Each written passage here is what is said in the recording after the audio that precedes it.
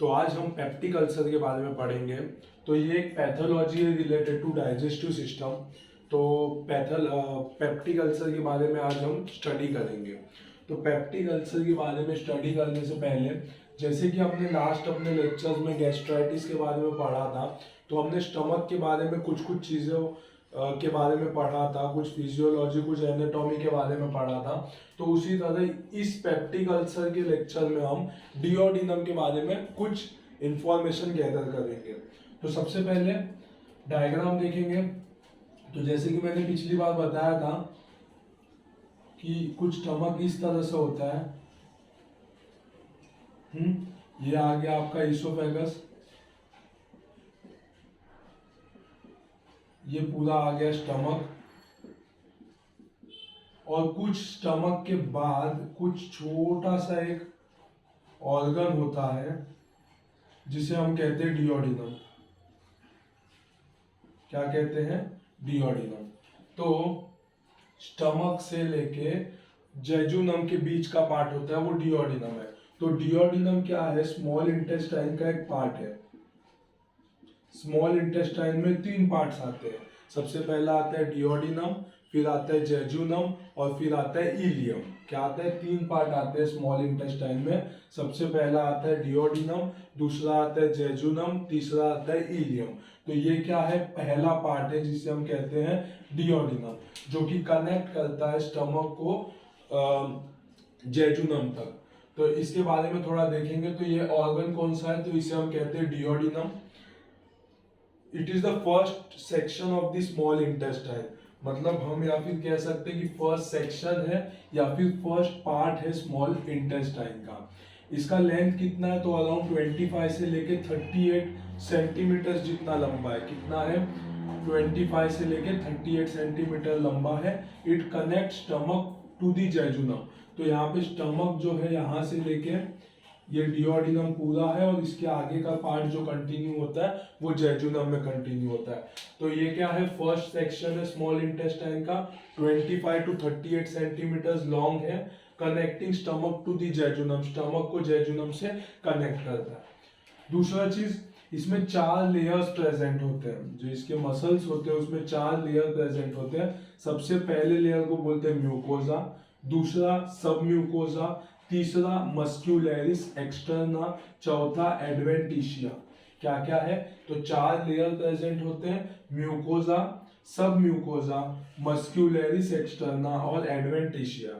तो जो सबसे अंदर का लेयर होता है उसे हम कहते हैं म्यूकोजा।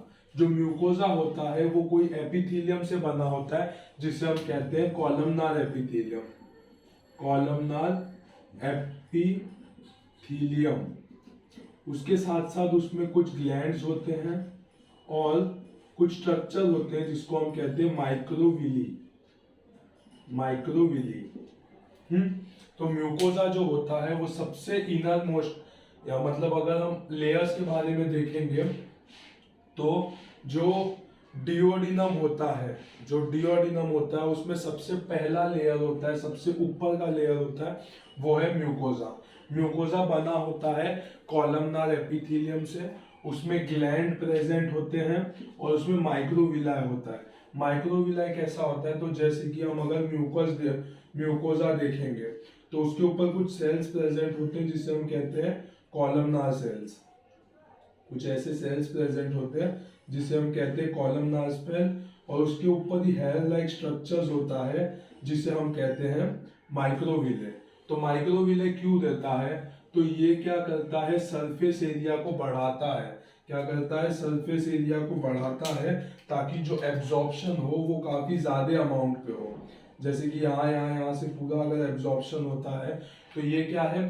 ज्यादा जगह से एब्जॉर्प्शन होगा तो ज्यादा न्यूट्रिएंट्स एब्जॉर्ब होगा। तो ये माइक्रोविलाई क्या है? सरफेस एरिया को बढ़ाता है जिसके वजह से एब्जॉर्प्शन होता है जो न्यूट्रिएंट्स का वो काफी ज्यादा होता है। तो ये चीज हमें याद रखना है म्यूकोजा के बारे में कि म्यूकोजा बना होता है कॉलमनार एपिथेलियम से, उसमें कुछ ग्लैंड्स प्रेजेंट होते हैं और उसमें माइक्रोविलाई प्रेजेंट होता है। दूसरा चीज है सब म्यूकोजा। तो सब म्यूकोजा जो सेकेंड लेयर होता है उसका, जो सब म्यूकोजा होता है वो बना होता है कनेक्टिव टिश्यू से। फिर तीसरा जो लेयर होता है उसे हम कहते हैं मस्क्यूलरिस एक्सटर्ना। तो मस्क्यूलरिस एक्सटर्ना कैसा होता है, तो ये दो टाइप के मसल से बना होता है, दो टाइप के स्मूथ मसल से बना होता है। इसमें दो टाइप के स्मूथ मसल्स होते हैं जो कि काम क्या करते हैं, तो ये काम करते हैं पेरिस्टालसिस एक्शन का, पेरिस्टालसिस एक्शन का काम करते हैं। और लास्ट है एडवेंटिशिया, ये सबसे आउटर मोस्ट लेयर होता है किसका, डिओडिनम का। तो इस तरह से जो डिओडिनम के लेयर्स होते हैं वो है म्यूकोजा, कॉलमनार एपिथेलियम से बना होता है, ग्लैंड होता है और माइक्रोविले होते हैं। दूसरा सब म्यूकोजा जो कनेक्टिव टिश्यू से बना होता है। तीसरा मस्क्यूलरिस एक्सटर्ना जिसमें दो टाइप के स्मूथ मसल्स होते हैं जो पेरिस्टालसिस एक्शन के लिए काम में आता है। और सबसे आउटर मोस्ट एडवेंटिशिया। जो डिओडिनम होता है उसमें कुछ ग्लैंड्स प्रेजेंट होते हैं जिसे हम कहते हैं ब्रूनर्स ग्लैंड। क्या कहते हैं, ब्रूनर ग्लैंड, जो उसके लाइनिंग पे या म्यूकोजा पे कुछ टाइप के ग्लैंड प्रेजेंट होते हैं जिसे हम कहते हैं ब्रूनर्स ग्लैंड। ब्रूनर्स ग्लैंड में से दो चीज सीक्रेट होता है, एक तो होता है म्यूकस और दूसरा होता है बाइकार्बोनेट। क्या होता है, एक तो म्यूकस होता है, एक तो होता है बाइकार्बोनेट। तो इसका क्या होता है, फंक्शन क्या होता है, तो इसका फंक्शन होता है न्यूट्रलाइज द एसिड। तो जैसे कि हमें पता है कि स्टमक में कोई भी कंटेंट आता है तो स्टमक में क्या आता है, काफी सारे टाइप के हार्मोन सीक्रेट होते हैं जिसमें एसिड भी होता है। हम लोग बोलते हैं पेप्सिन होता है, हाइड्रोक्लोरिक एसिड होता है। तो इस हिसाब से काफी सारे एसिड सीक्रेट होते हैं। तो वहां के वॉल्स जो बने होते हैं वो वॉल्स क्या करता है, प्रिवेंट करता है एसिड को स्टमक के वॉल पे लगने से या फिर डैमेज होने से। लेकिन डिओडिनम में आने के बाद डिओडिनम में भी वैसा फंक्शन नहीं होता। तो इसके लिए वहां पे कुछ ग्लैंड प्रेजेंट होते हैं जिसे हम कहते हैं ब्रूनर्स ग्लैंड, जो कि म्यूकस और बाइकार्बोनेट सीक्रेट करते हैं। तो जितने भी अमाउंट में अगर एसिड स्टमक से डिओडिनम तक आता है तो उसको न्यूट्रलाइज करने का काम किसका होता है, तो म्यूकस का होता है और बाइकार्बोनेट का होता है।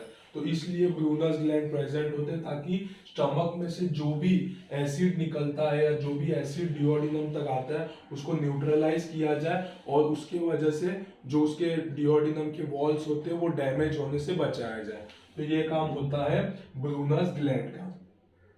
अभी डिओडिनम का फंक्शन क्या है, तो फंक्शन में सबसे पहला चीज है कि it is the principal site of iron absorption. तो आयन एब्जॉर्प्शन सबसे अच्छे से जो होता है वो डिओडिनम से होता है। दूसरा जो फूड होता है या फिर जो कंटेंट होता है जो स्टमक में से लाया जाता है वो पैंक्रियास के एंजाइम से और गॉल ब्लैडर के बाइल से मिक्स किया जाता है, कहाँ पे, डिओडिनम में। तो जो स्टमक में से फूड आता है वो उसके साथ पैंक्रियास के एंजाइम्स आते हैं, उसके साथ गॉल ब्लैडर का बाइल आता है और तीनों चीज को मिक्स कहाँ किया जाता है, डिओडिनम में। और उसके बाद ब्रेकडाउन, फूड का ब्रेकडाउन करने के लिए भी डिओडिनम में फूड का ब्रेकडाउन भी किया जाता है। तो इसके फंक्शन क्या क्या है, it is the principal side of iron absorption. दूसरा फूड जो स्टमक में से आता है वो मिक्स किया जाता है एंजाइम्स ऑफ पैंक्रियाज में, और दूसरा बाइल में जो कि गॉल ब्लैडर से निकलता है, और तीसरा है it help in breakdown of food. तो ये चीज के बारे में हमें पता होना चाहिए। Duodenum, it is the first section of small intestine, 25 to 38 centimetre long, connecting stomach to the jejunum. इसमें 4 लेयर्स प्रेजेंट होते हैं, mucosa, sub mucosa, muscularis externa और एडवेंटिशिया। ग्लैंड्स प्रेजेंट होते हैं, उसे कहते हैं ब्रूनर्स ग्लैंड, जो सीक्रेट करता है म्यूकस और बाइकार्बोनेट। और इसके फंक्शन क्या है, principal site of iron absorption, mix enzyme of pancreas and bile of gall bladder with the stomach content या फिर विद द फूड, और help in the breakdown of food. तो ये उसके फंक्शन हो गए। अभी जो इसका मेन टॉपिक है पेप्टिक अल्सर, उसके बारे में पढ़ेंगे। तो इसके पहले गैस्ट्राइटिस हम पढ़ रहे थे, तो गैस्ट्राइटिस में हमने स्टमक के बारे में पढ़ा था क्योंकि gastritis most probably related to stomach है। लेकिन इस चैप्टर में हमने डिओडिनम के बारे में भी पढ़ा है। तो यानी कि पेप्टिक अल्सर्स जो होते हैं वो अल्सर्स दो जगह पे हो सकते हैं, या फिर स्टमक में हो सकते हैं या फिर डिओडिनम में हो सकते हैं। इसके लिए डिओडिनम के बारे में पढ़ना काफी ज्यादा जरूरी है। तो सबसे पहले देखेंगे कि पेप्टिक अल्सर जो है वो होता क्या है, उसका डेफिनेशन क्या है। तो इसमें एक अल्सर नाम ही आ गया, अल्सर जख्म हम बोल सकते हैं, लीजन बोल सकते हैं। तो पेप्टिक अल्सर इसका डेफिनेशन क्या है, it is the lesion in the lining of the digestive tract typically of stomach or duodenum caused by digestive action of pepsin and stomach acid। तो जैसे कि हमें पता है स्टमक में फूड ब्रेक डाउन करने के लिए काफी सारे एसिड निकलते हैं और उसमें पेप्सिन भी निकलता है। तो पेप्सिन क्या करता है, तो पेप्सिन जो प्रोटीन्स होते हैं उसका ब्रेक डाउन करता है। क्या करता है, ब्रेक डाउन ऑफ प्रोटीन। तो ये सब हो गए एसिडिक कंटेंट। ये सब कैसे होते हैं, एसिडिक कंटेंट होते हैं। तो जब भी पेप्सिन या स्टमक एसिड की वजह से डाइजेस्टिव ट्रैक में या फिर म्यूकोजल लेयर में, सब म्यूकोजल लेयर में डैमेज होता है स्टमक के और डिओडिनम के, और वहां पे अगर लीजन तैयार हो जाता है तो हम उसे कहते हैं पेप्टिक अल्सर। क्या कहते हैं, पेप्टिक अल्सर।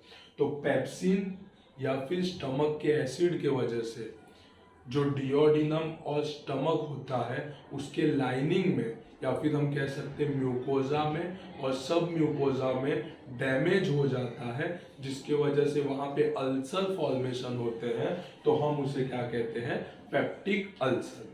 तो it is a lesion in the lining of the digestive tract, lesion in the lining of digestive tract typically found in stomach और duodenum, typically found in stomach or duodenum caused by digestive action of pepsin and stomach acid।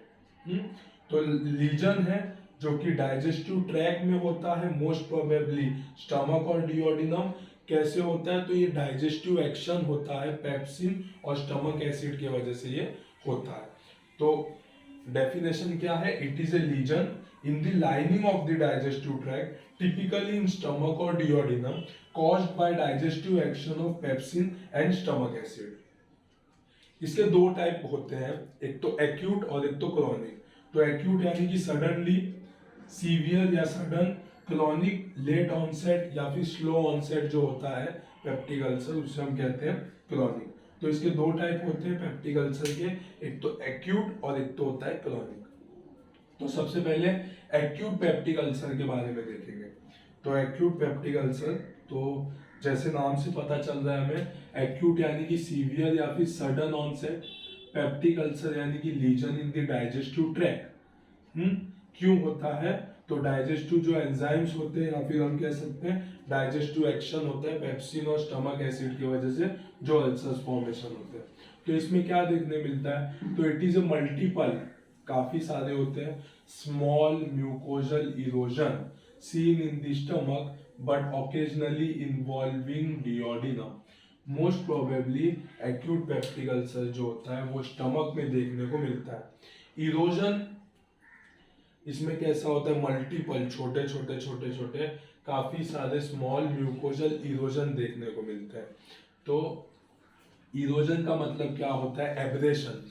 जैसे कि हम अगर गिर जाते हैं तो skin का पहला लेयर क्या होता है, रब होने की वजह से निकल जाता है, तो ये क्या होता है, एब्रेशन होता है। तो एब्रेशन को ही हम इरोजन बोल सकते हैं, यानी कि काफी डीप इसके जो इंजरी होते हैं या इसके जो अल्सर्स होते हैं वो डीप नहीं होते, सुपरफिशियली होते हैं, यानी कि ऊपर ऊपर का लेयर इरोड किया जाता है, एब्रेशन होता है, तो इसे हम कहते हैं इरोजन।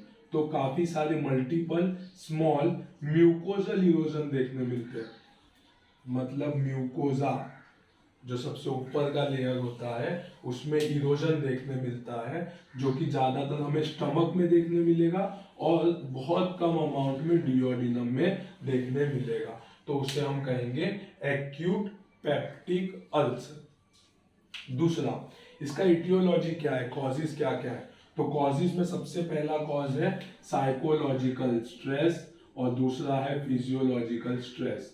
अगर हमने स्ट्रेस लिया, अगर हमने टेंशन लिया, स्ट्रेस है हमें, तो ये पेप्टिक अल्सर होने के चांसेस काफ़ी ज़्यादा है, क्योंकि सिक्रीशन होता है काफ़ी ज़्यादा अमाउंट में पेप्सिन और स्टमक एसिड का, तो उसके वजह से म्यूकोजल इरोजन होता है और हम उसे कहते हैं एक्यूट पेप्टिक अल्सर। तो कोई भी तरह का स्ट्रेस अगर होता है तो कभी भी पेशेंट को पेप्टिक अल्सर होने के चांसेस होते हैं, तो वो साइकोलॉजिकल स्ट्रेस हो या फिजियोलॉजिकल स्ट्रेस हो।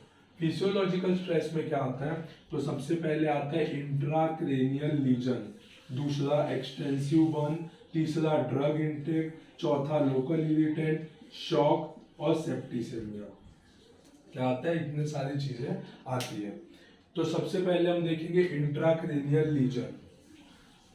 तो कभी भी किसी भी कारण की वजह से, कभी भी किसी भी कारण की वजह से अगर इंट्राक्रेनियल लीजन होता है, यानी कि समझो ब्रेन ट्यूमर है या फिर ब्रेन में कोई तरह का डैमेज है,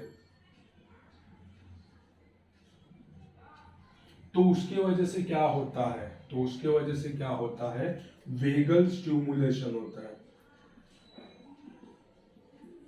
वेगल स्टिमुलेशन होने की वजह से क्या होता है, तो हाइपर एसिडिटी होता है या फिर हाइपर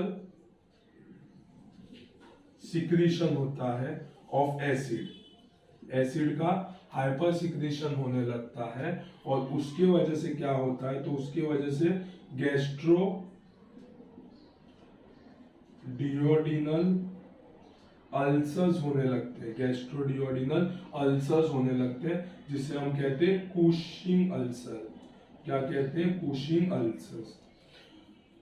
तो ये गैस्ट्रोडियोडिनल जो अल्सर होता है वो कहाँ कहाँ पे हो सकता है, तो वो हो सकता है डिस्टिल इसोफेगस में, स्टमक में और प्रॉक्सिमल डियोडिनम में। तो क्या होता है, ब्रेन में ट्यूमर है या ब्रेन में डैमेज है, उसकी वजह से क्या होता है, वेगल स्टिमुलेशन होता है।